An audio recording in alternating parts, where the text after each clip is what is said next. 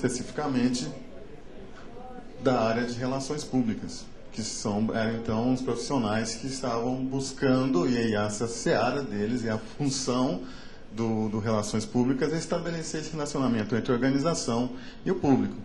Até então o marketing só tinha a função de estabelecer as premissas para poder o seu produto, o seu serviço chegar na melhor forma possível, ou seja, uma estratégia comercial, uma estratégia de vendas, relacionamento uma série de premissas políticas. Bom, quais são os atores, então? Baseado em vários atores e pesquisadores, a gente percebeu que para um artista, então a gente bota o artista, o produtor, aquele, o músico... Então tiveram que depois fazer 1 ano de campanha para ensinar o russo a falar sádia, e não sadia, para não associar com sadismo, porque o frango era rejeitado. Tiraram da embalagem o melhor frango do Brasil e tiraram a entonação de sadia, virou sádia. Se você for hoje comprar um frango em Moscou, você compra sádia. E a Catedral de São Basílio foi na cara da embalagem da sadia, para mostrar quanto esse produto então estava climatizado e adaptado ao gosto russo.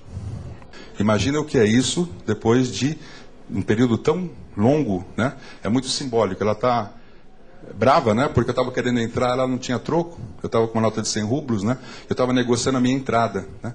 Mas é muito simbólico. Depois de todo o período soviético, né? Lenin deve ter se revirado no mausoléu, né? Depois de todo o período soviético, um russo pagar para ir no banheiro, né? Então, são ex-funcionárias públicas que foram completamente abandonadas pelo governo. Agora a economia de mercado, vire-se. Agora você arruma um emprego com 80 anos de idade, você não tem mais nenhum benefício social. Uma coisa interessante, a gente vai lá com óleos brasileiros e se depara com uma exclusão loira de olho azul.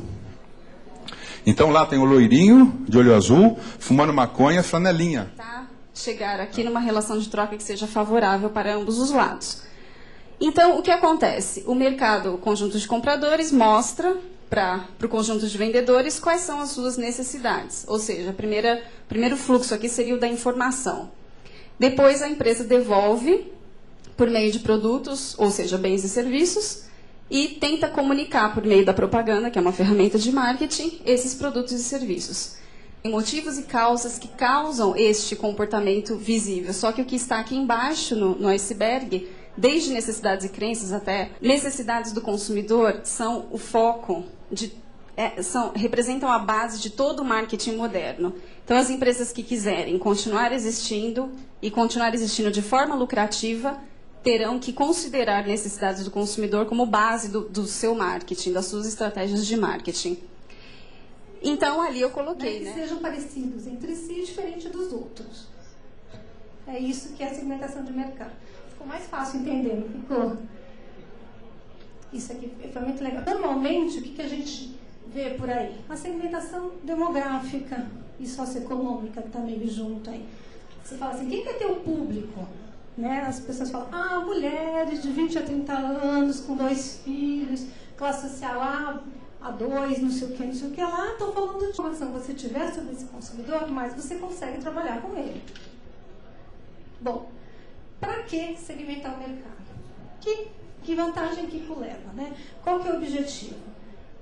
Planejar e desenvolver estratégias de marketing. É isso que serve. Eu gosto muito do conceito, eu vou falar em português, SPP do Kotler, porque ele fala que isso é a essência do marketing. Se a essência do marketing é segmentar, selecionar os públicos para atingir e depois posicionar seu produto, e primeiro você tem que segmentar, a segmentação de mercado é a essência da essência. Porque se você errar aqui na segmentação, todo o resto você vai fazer errado. Agora, 100 pessoas, qualquer projeto de bairro faz. Então isso não é mérito nenhum. Né? E, infelizmente, quando você fala a empresa faz muito marketing, não, a empresa não faz muito marketing, porque marketing é uma ciência séria. O que as empresas estão fazendo com a responsabilidade social é pura autopromoção e da mais barata possível. Né? A customização de produtos e serviços. O que acontece? Produtos e serviços estão cada vez mais parecidos, para não dizer idênticos.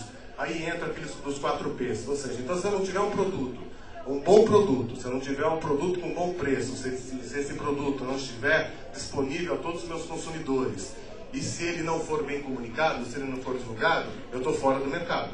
tirou essa tal obsessão, como vamos diferenciar no mercado? Com as principais entidades, e nós vamos conhecer um pouquinho disso. Esses dados aqui são do PROONG. Depois tem uma pesquisa específica que eu fiz com as grandes entidades de São Paulo.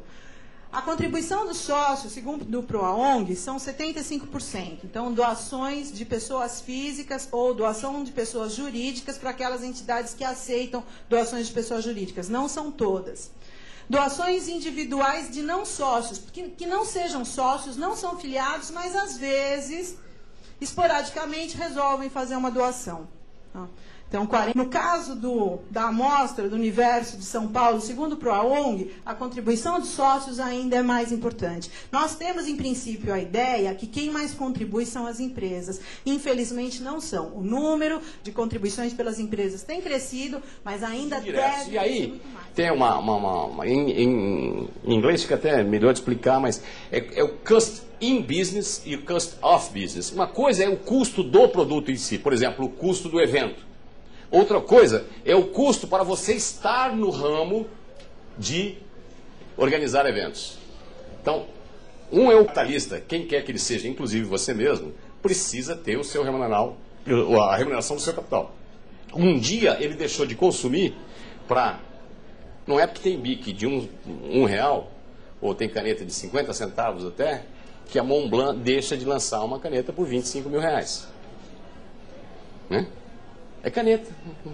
Você quer saber? Acho que a Bic escreve até melhor. Né? Mas não tem os atributos que uma Montblanc de ouro tem.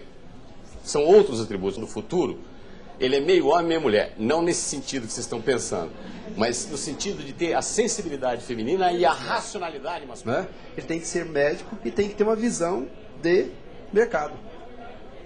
Quando ele não tem uma visão de mercado, ele se concentra só no caráter técnico da função dele, ele deixa de se viabilizar. Então, precisamos de marketing. Quem aqui toma mais de 10 xicrinhas de café por dia, levanta a mão. Mais de 10. 1, 2, 3, 4, mais 5. Olha lá, tem mais uma lá. Bom, tem um lá atrás. Provavelmente, estes 5 aí, somado com mais 5, que é a turminha que toma, a turma que toma de 7 a 10, vai, levanta a mão. Essa outra turminha, essas duas turminhas, que são no máximo 10 pessoas, garantidamente tomam mais café do que todo o resto. Né? É o chamado princípio de Pareto, né? Princípio da minoria. A minoria dos agentes é responsável pela maioria dos acontecimentos. O outro ser humano, seja o chefe, o colega de trabalho, ele não é o problema. Então ele é uma forma de tentar descobrir quais são as reais necessidades que a organização tem, de uma maneira, fazendo um trabalho mais de garimpar o que precisa ser realmente feito, né? Ao invés de tentar, de uma maneira subjetiva, determinar o que precisa ser feito, né? Então são 10 passos que fazem com que o objetivo e as metas praticamente surjam naturalmente da discussão que a equipe de planejamento faz para poder determinar as estratégias de marketing, recursos humanos, etc, etc. Aqui a gente vai dar um enfoque para marketing, porque a obra trata do planejamento mercadológico, né? Isso nós fazemos também nas consultorias. Então é um ponto alto em que a gente trabalha com as equipes de consultoria, e o trabalho surge naturalmente da própria equipe da empresa.